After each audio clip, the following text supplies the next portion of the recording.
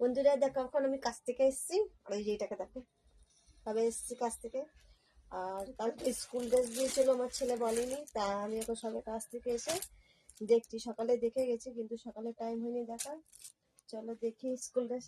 দেখ, প্যান্টটা ঠিক হবে, বুঝেছিস? আগে আমার তোকে যা প্যান দিয়েছিল, একটা প্যানে 3 জন ঢুকবে। জামাটা আছে, জামাটা একটু বড় আছে, সামনে বসে পড়বে। আর এই যে পুগলু পুগলু শোনটা পুগলু, দেখো আমি দাঁড়িয়েছিলাম আর ও নিচে এসে পায়ের মধ্যে কামড়াচ্ছিস তো। হুম।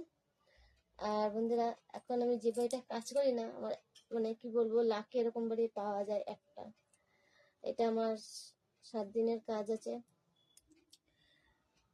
আর জানি না কবে আর কোথায় কাজ দেবে। চলো বন্ধুরা, টাটা করে দে।